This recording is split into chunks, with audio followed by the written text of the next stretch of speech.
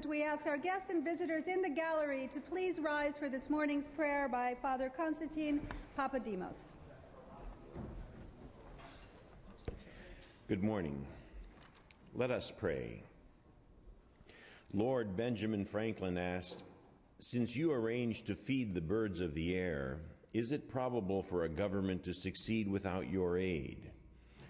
Lord, direct our steps to follow that inner prompting of your Holy Spirit and remove anything that would keep us from your holy presence. Keep us under the shadow of your wings so that, guided and guarded by your invisible power, we may give glory to you today and forever. Amen. Please remain standing for the Pledge of Allegiance. This morning's pledge will be led by Assemblymember Torlakson.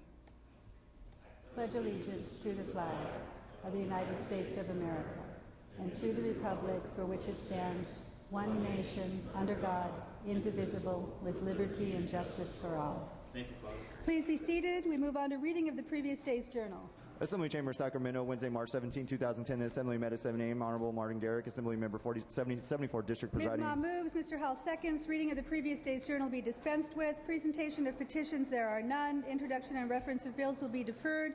Reports of committees will be deemed read. Amendments deemed adopted. We have no messages from the Governor nor messages from the Senate.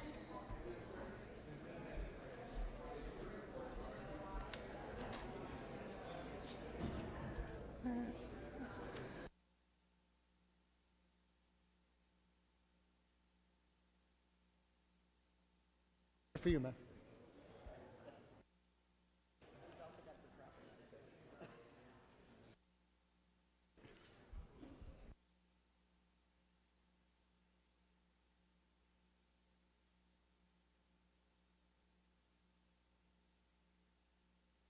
Mr. Torrico. Thank you, Madam Speaker. Under motions and resolutions, please hereby request unanimous consent for Assemblymember Nava to have guests and photographers on the floor today. Without objection. Madam Speaker, I request unanimous consent to allow the following members to adjourn in memory of individuals today: Mr. Amayano, Mr. Bradford, and Mr. Valines. Without objection. Madam Speaker, I request unanimous consent to allow Assemblymember Norby to have a guest at his desk and a photographer on the floor during session today. Without objection. Madam Speaker, I request unanimous consent to refer AB 2308 by Mr. Calderon from the Elections and Redistricting Committee to the Rules Committee. Without objection. Madam Speaker, at the request of the following authors, I'm giving a one-day notice of intent to remove the following bills from the inactive file. File item A-25 SB 71, file item A-27 SB 77, file item A-28 SB 78, file item A-29 SB 79, all authored by the Senate Budget Committee. Without objection. Madam Speaker, at the request... one-day notice. Madam Speaker, at the request of the author, I request unanimous consent to suspend the rules and remove file item A-24 SB 70 from the inactive file in order to return the bill to the third reading file.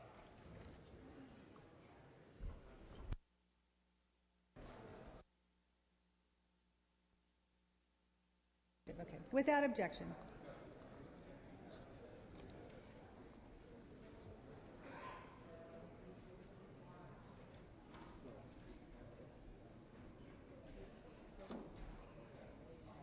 We're done? Thank you, Mr. Hagman.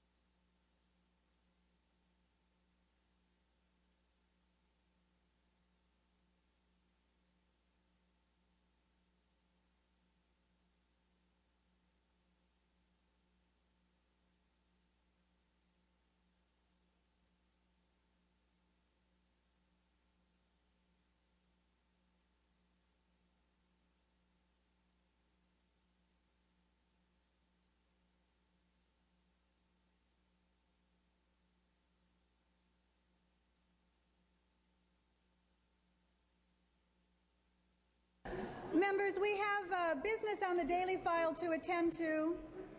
Before we begin to take up bills, we do have some guests on the floor. Mr. Norby at his desk would like us to welcome his son, who is joining him today, Alex Norby. Let's welcome him to the chamber.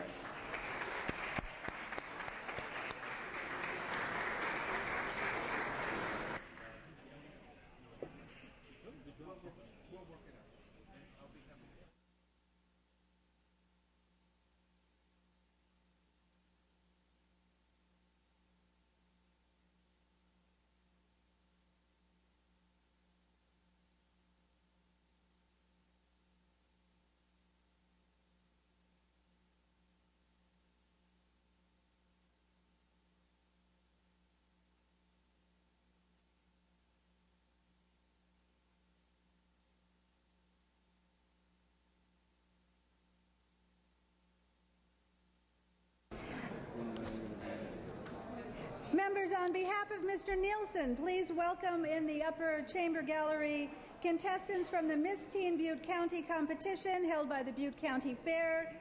They are observing session from the gallery today. Welcome them to the chamber.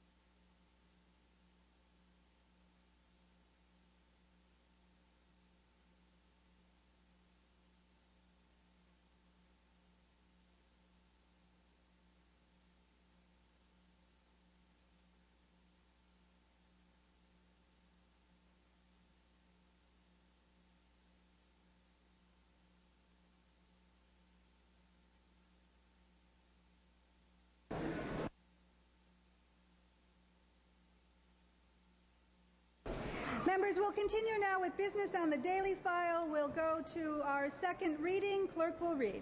Assembly Bill 1681, 1832, 1703 with amendments, and Assembly Bill 713 with amendments. All bills will be deemed read, amendments deemed adopted. We go on now to concurrence.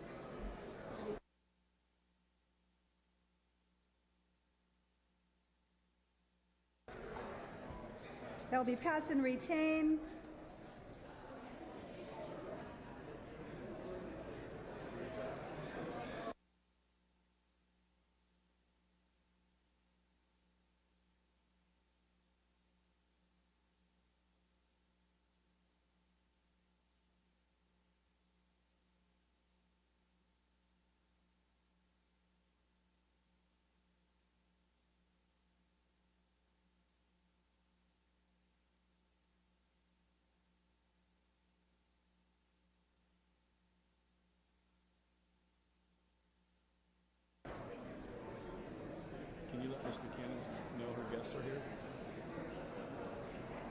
Members, on behalf of Assemblymember Buchanan, we have a group of the leadership class of middle school students in the gallery.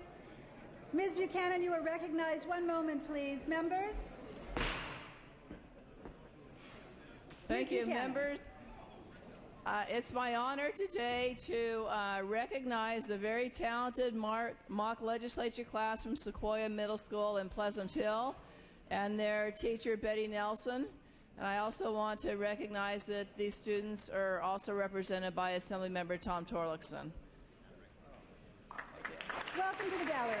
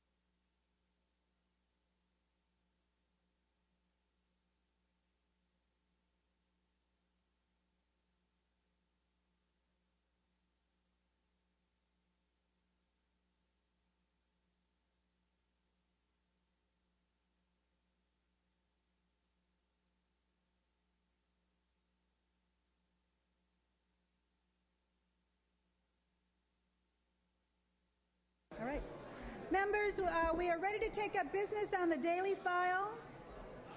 We will go now to Assembly third reading. File items 6 through 14 are pass and retain. As soon as we get people's attention, we will take up file item 15 by Senator Oropeza, by Ms. Brownlee. Clerk will read. Senate Bill 4 by Senator Oropeza, an act relating to public resources. Members, if we could have quiet in the chamber, please. We are about to take up our first item on business file. Members. Ms. Brownlee, you are recognized. Thank you, Madam Speaker. Colleagues, California has always been a leader when it comes to smoking regulations, and yet the state, with some of the world's most famous parks and beaches, has done little to restrict the pollution resulting from cigarettes and cigarette smoke. Before you today is SB 4, which seeks to ban smoking at state parks and beaches and make it a $100 infraction. This bill has taken several previous amendments to be sensitive to the state park's budget. As stated in the analysis, the costs are estimated to be minor and absorbable. In addition to the clear health issues to secondhand smoke, this bill seeks to achieve other important policy goals. First, the environment. The EPA has determined cigarette butts to be the most frequently found marine debris item in the United States. The Ocean Conservancy estimates this tobacco-related litter to be 38%. Fire and public safety. Over a 5-year average, the California Department of Forestry estimates that cigarettes cause over 100 fires and more than 3,000 acres of damage annually. And finally, over 100 of California's local governments already have ordinances against smoking at their local parks or beaches. And for this reason, I respectfully ask for your aye vote on this important measure. Thank you, Ms. Brownlee. Mr. Adams. Thank you very much, Madam Speaker. Members, I rise respectfully in opposition to this bill. Notwithstanding the obvious desire for all Californians to have clean beaches and to guard against public health threats, the reality is there is no evidence at all to suggest that secondhand smoke in a public environment, in an unenclosed environment, can contribute or does contribute to secondhand smoke inhalation causing potential harm to others. With respect to the idea that we want to make sure the beaches stay clean, I couldn't agree more. But prohibiting smoking is not the answer, because that presumes that everybody who smokes is intrinsically doing something criminal, whereas we can simply punish those who do something criminal, like litter on our beaches. I would rather see this measure move forward in a manner that punishes those who commit the crime of littering, rather than taking away the opportunity for anybody to smoke because some people are bad actors. Members, I'd encourage a no vote. Thank you, Mr. Adams. Seeing no further discussion or debate, Mr. Norby. Madam Speaker, the fact that 500 local agencies have already regulated this behavior questions the need for state law. I'm also concerned about a slippery slope in regulating legal adult behavior. Thank you, Mr. Norby. Ms. Lowenthal. Thank you, Madam Speaker. I rise in support of this bill. For those of us who live in coastal communities, our beaches are the pride of California, and so many of us have spent days upon days cleaning beaches in our areas and cleaning cigarette butts, one after another, entire beaches littered with cigarette butts that often are swept back into the ocean and do tremendous damage to our marine animals. So I am very much in support of this bill. I appreciate the author and appreciate the jockey here. This is a very important asset for us as Californians to protect in many ways. Thank you. Thank you, Ms. Lowenthal. One moment, please.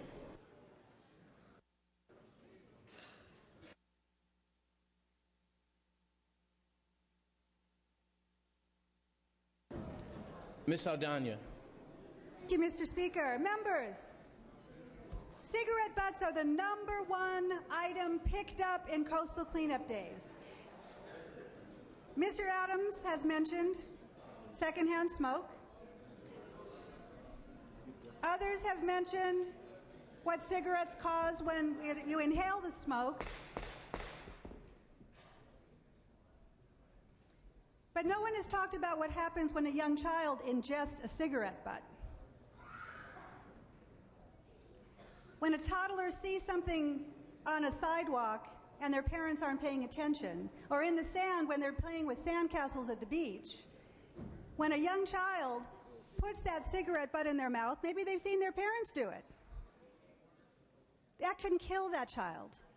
The toxins, not to mention the choking problems, it can really mess up a family picnic. If your young child is suddenly having to be rushed to the emergency room because they have put something in their mouth that they have seen their parents put in their mouth.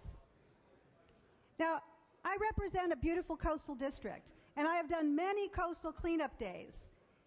The city that I represent, San Diego, has banned smoking on the beach. So Ms. Brownlee's bill doesn't even affect my constituents. They already know no smoking allowed. But when I go walking on the beach, I see people smoking. And when I look at the lifeguards, they are with their binoculars looking out in the ocean to save people's lives. They're not going out and ticketing people for smoking on the beach. If we want to enforce littering, who is going to do it when we're cutting back our lifeguard staff in my city, probably your city as well? Do we want to save lives on the shore as well as have them save lives in the water? Then let's tell the people who go to state parks, yes, be responsible. Don't litter. And if you need to smoke a cigarette, because it is an addiction for many people, then you can sit in your car, look at the water, enjoy a cigarette, and put it out in your ashtray. We're not banning smoking in your personal space.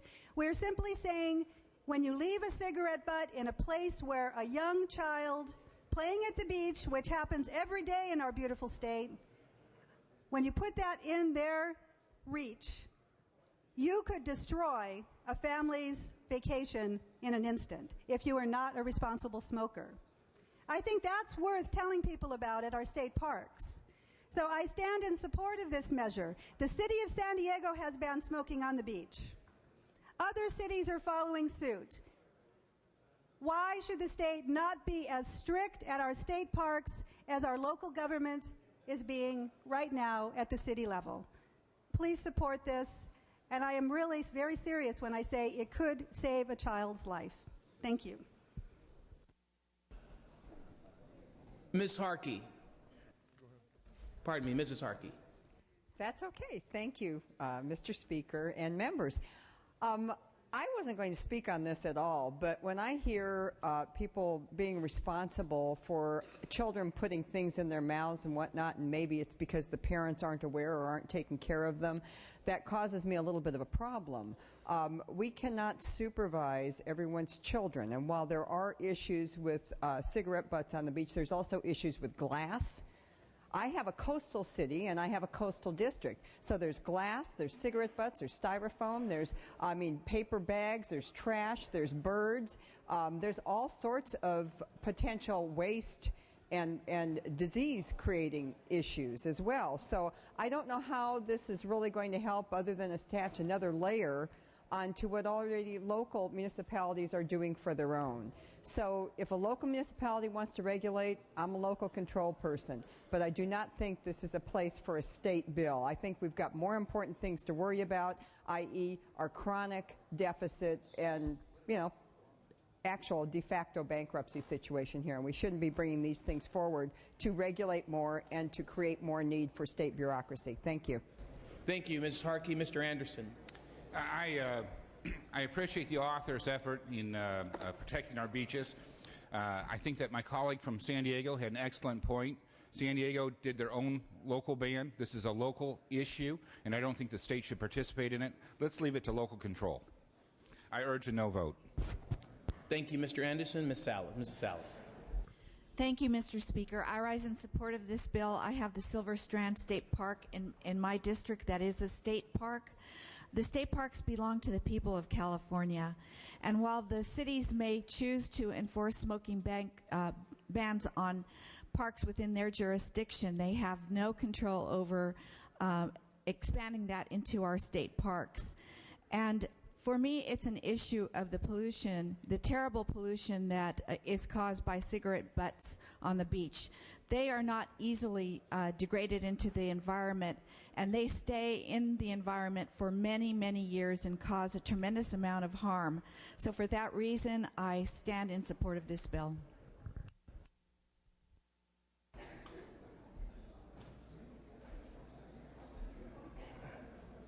Mr. Jeffries.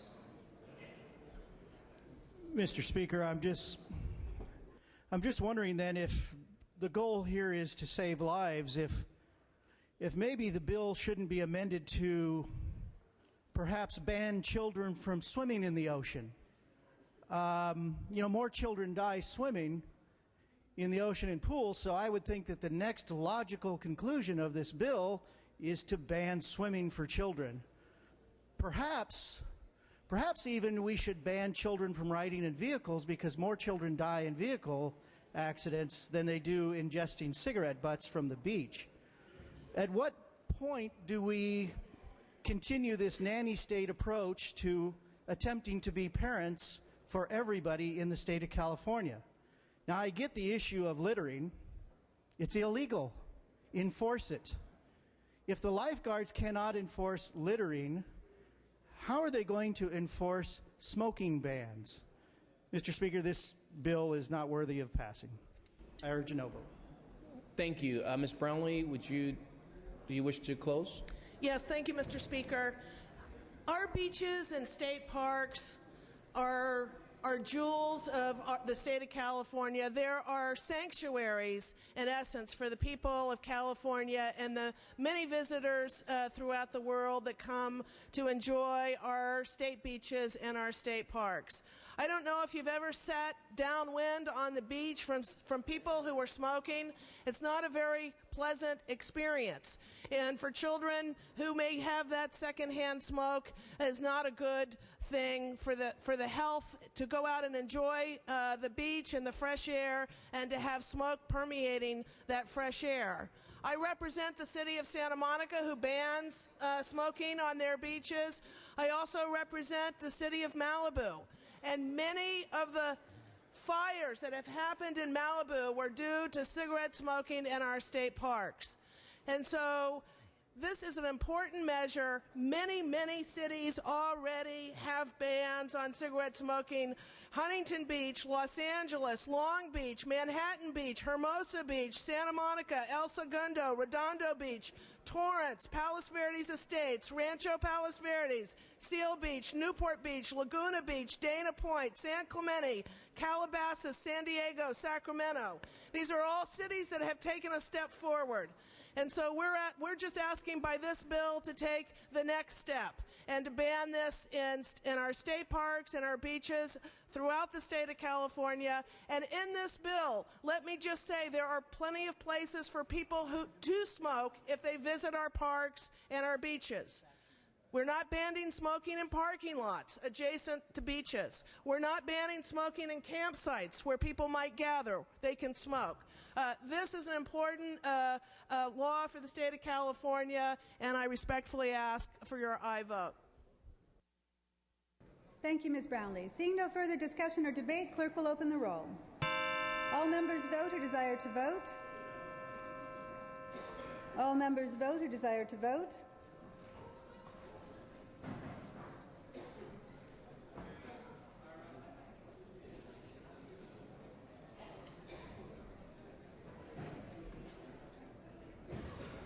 All members vote who desire to vote.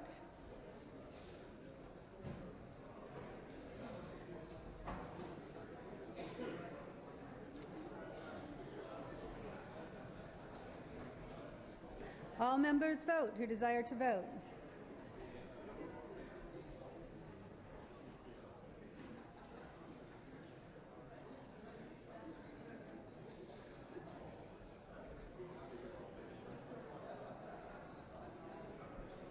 All members vote who desire to vote.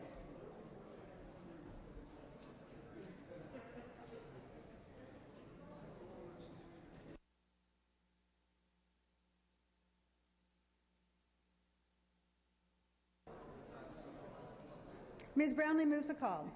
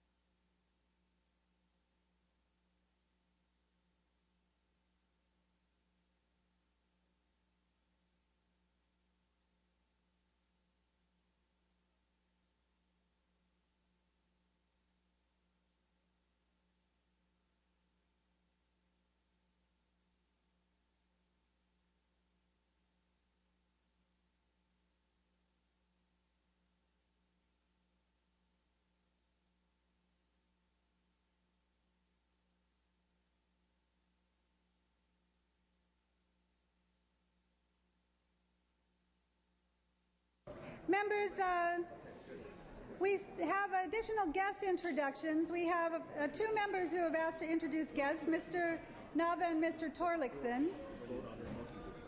At this time, I'd like to recognize Mr. Nava, who is welcoming some guests to the floor.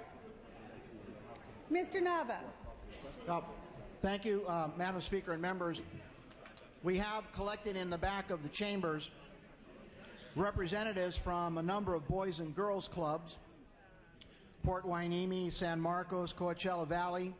As you know, the Boys and Girls Club provide a strong opportunity for young men and women to get appropriate direction and guidance, and for us as well to learn from them and the lessons that they can teach us. And so please put your hands together for Boys and Girls Club.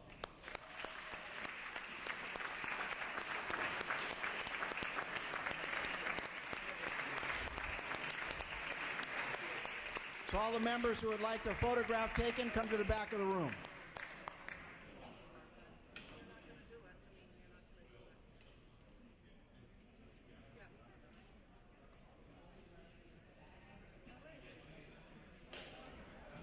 Mr. Torlakson, I believe you have guests here as well. Thank you. Madam Speaker, I'm pleased to have us welcome, along with Tom Berryhill, students from Modesto, Coleman Brown Elementary School, and their teacher, Jill Aha and Beth Wetson. They're here as part of a buddy program with fifth graders pairing up with mentoring of third graders. Let's welcome Coleman Brown Elementary School. Thank you. Welcome.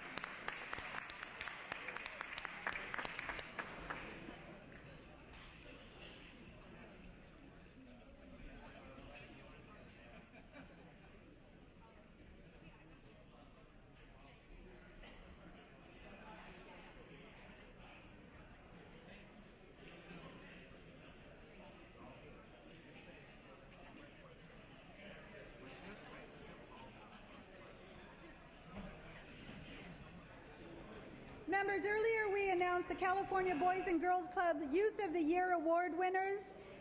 These are the finalists who are here, and I neglected to read their names and their representatives. We have welcomed to our chamber the following finalists: Jasmine Garcia, Mr. Furatani constituent; Kelly Martinez, represented by Mr. Garrick; Dominique Mata, represented by Mr. Manuel Perez; Erica Matadamo. Assembly member is Mr. Monning; Jessica McGinnis, who's represented by Ms. Harkey; Olamide Oladipupo, represented by Speaker Emeritus Bass; Clarissa Ontiveros, represented by Mr. Ruskin; Taylor Penny, represented by Mr. Nava; Winnie Fan, represented by Mr. Amiano. So once again, to those finalists in the Boys and Girls Club Youth of the Year Award, we welcome you to the chamber and we congratulate you on your hard work.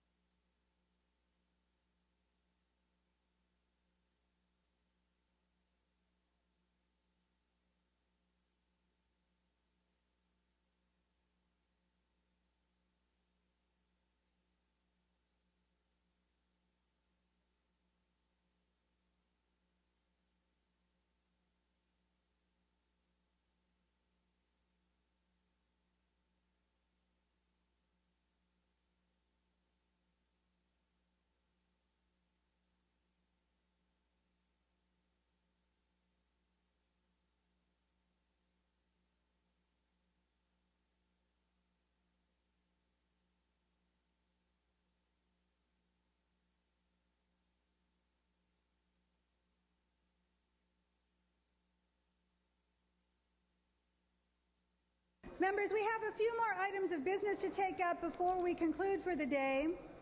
I have been asked by Mr. Hagman to announce that Mr. Bill Berryhill and Alberto Torrico's birthdays are today. So very happy birthday to you, Mr. Berryhill. Mr. Torrico's off the floor. Our schedule for the upcoming week will be as follows.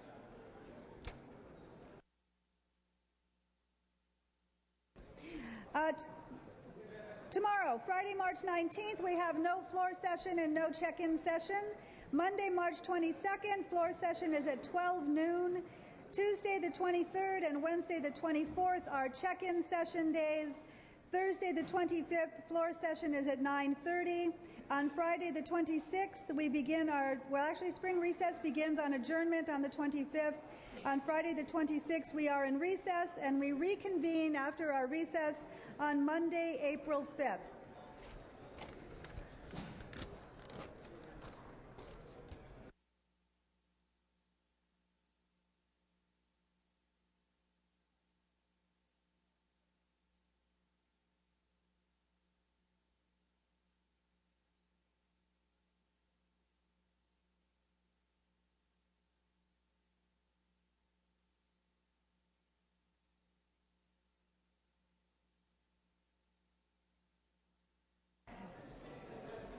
Members, I need to announce our absences for today. On legislative business, Mr. Manuel Perez and Jeff Miller are away on legislative business. On personal business, Mr. Chuck DeVore and Mr. Nathan Fletcher. And due to illness, Mr. Garrick and Mr. Logue.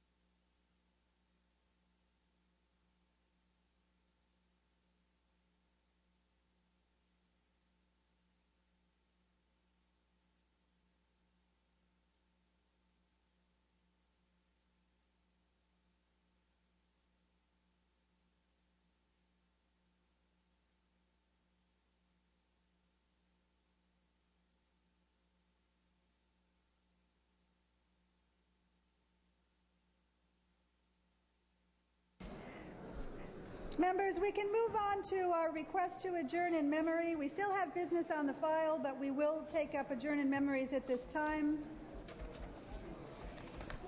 The following members have made those requests: Mr. Amiano, Mr. Bradford, and Mr. Valines. So we will begin with adjourn in memory by Mr. Amiano. If we could please have quiet on the floor. And colleagues, I want to adjourn in memory of the Reverend Robert Carter. The Reverend Robert Carter, who in the early 70s was one of the first Roman Catholic priests in the country to declare publicly that he was gay, and who helped found the National Gay and Lesbian Task Force, died on February 22nd at the age of 82. I refer to him as the heart of dignity, said Father McNeil, the author of The Church and the Homosexual. I was doing all the writing, but he was on the front line, meeting with people, counseling people. When Catholic authorities said dignity could not meet on church property, Father Carter celebrated Mass in apartments all around Manhattan. He led blessing ceremonies for gay couples, and he's testified in support of gay rights, and especially the law proposed by Mayor Edward Koch in 1986. Although he was a classic scholar, he was also a trained social worker who counseled gay priests and hundreds of lay Catholics. As I sought to reconcile being gay and Catholic, Brendan Fay, longtime gay rights activist, said in an interview, Bob Carter helped me move from self-hate to self-acceptance and then to a place of gay activism. He was like the Catholic Harvey Milk. In his memoir, Father Carter wrote, I consider myself to have been most fully Jesuit.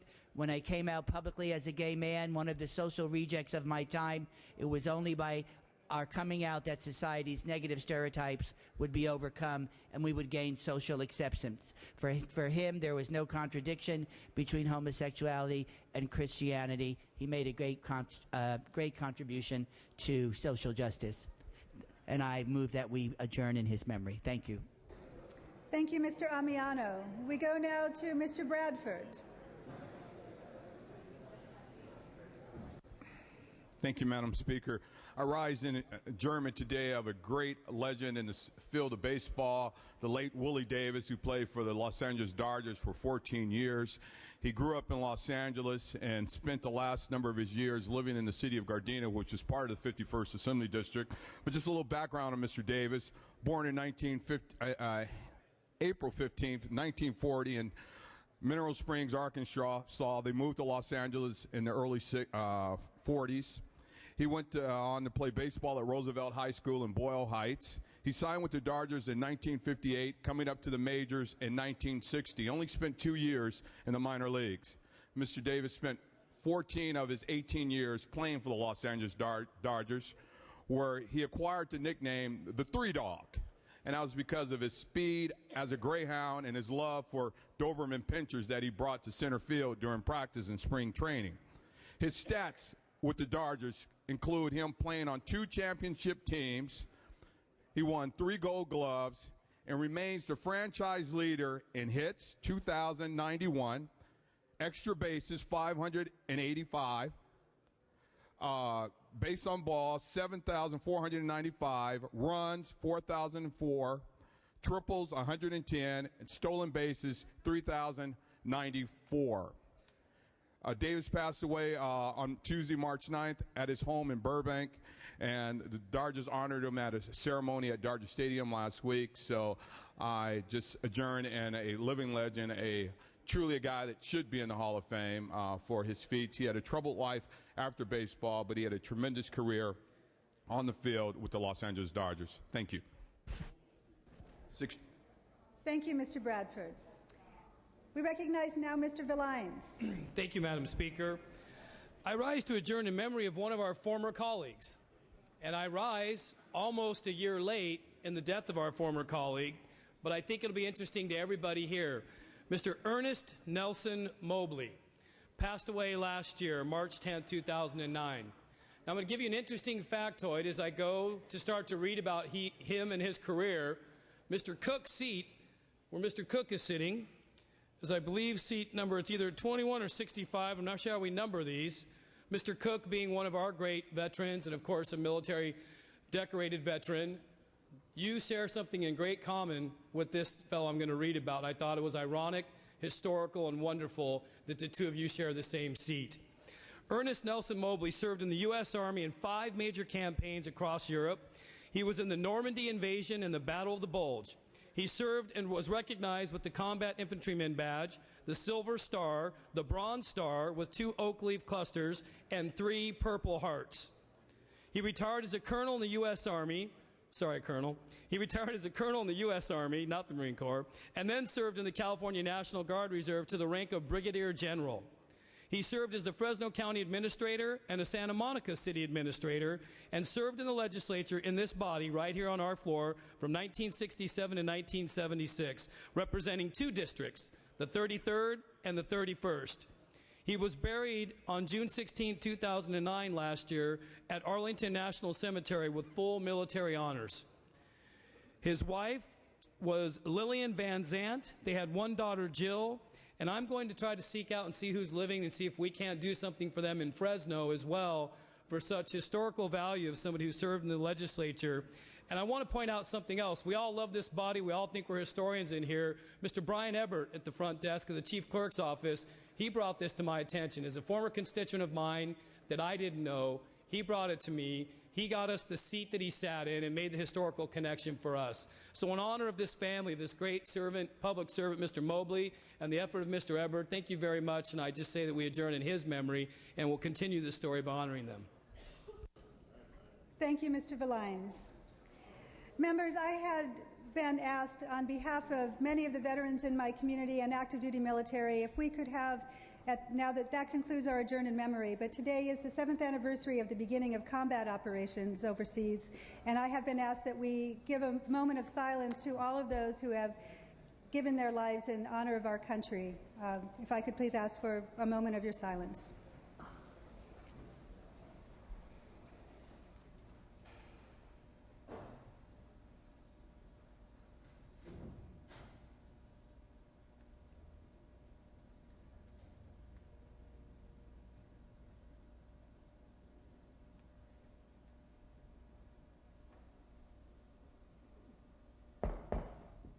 Thank you, members.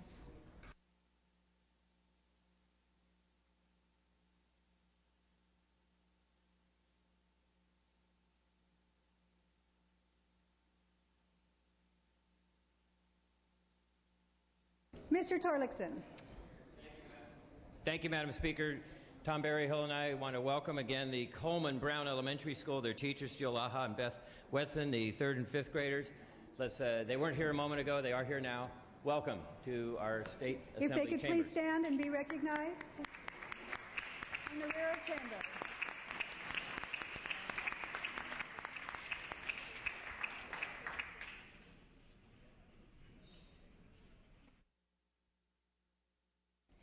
Mr. Cotto has requested that I announce upon adjournment in room 317 there will be a reception honoring Sarah Ramirez. She is the Chief of Staff for our new Speaker, John Perez, and is the first Latina Chief of Staff to serve in that position. So all are invited to upstairs at the adjournment of session as part of a reception in room 317.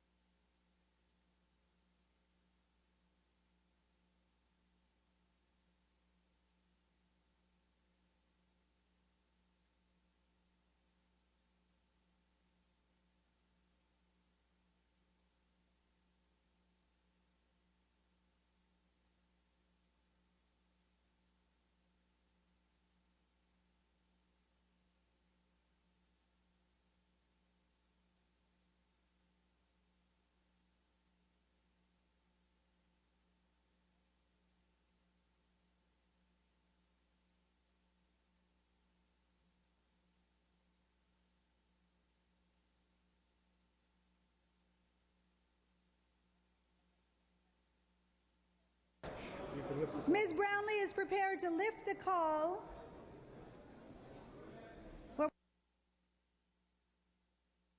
On file item 15, members, clerk will post.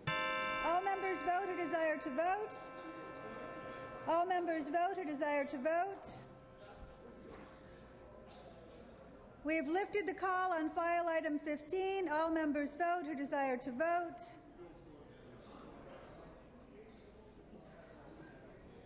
All members vote who desire to vote.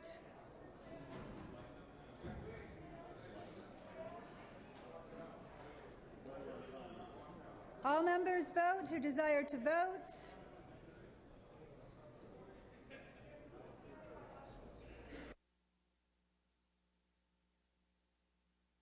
Members, we have lifted the call on file item 15. All members vote who desire to vote. All members vote who desire to vote. Members, we have lifted the call on file item 15. All members vote who desire to vote.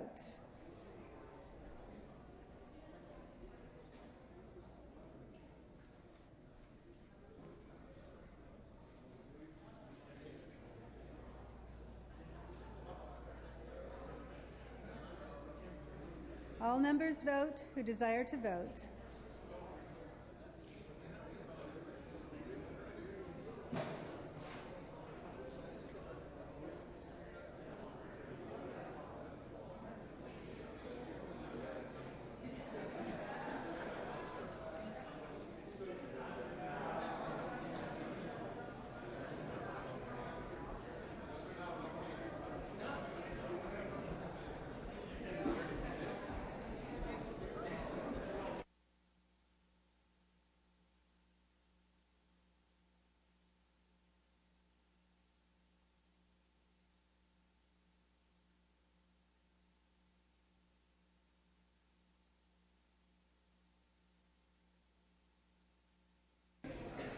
All members vote who desire to vote.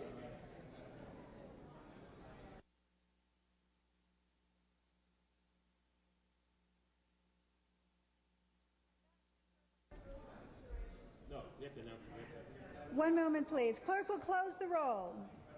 Ayes are 36, noes are 24. The measure fails. Ms. Brownlee. I'd like to ask for reconsideration.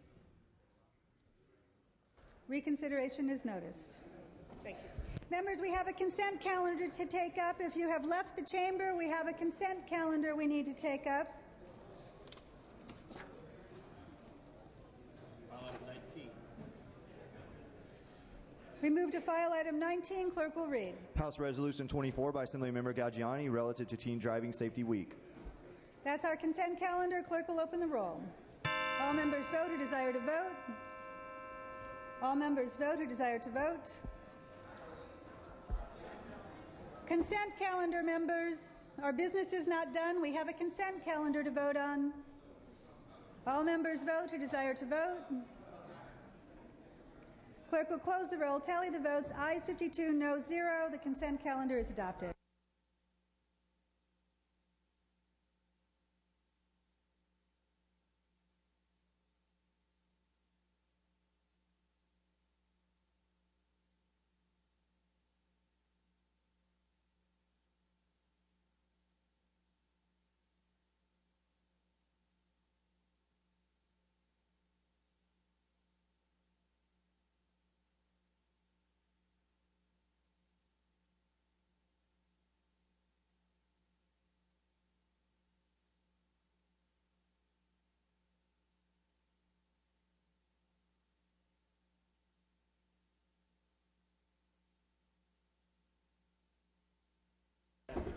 Members, regarding file item 15, without objection, reconsideration is granted. Seeing no further business before the floor, all announcements have been made. Adjourn and memories have been made. A motion to adjourn is in order. Mr. Black moves. Ms. Evans seconds. That this House stands adjourned. All those in favor signify by aye. Any opposed? The ayes have it. Quorum call is lifted. We are adjourned.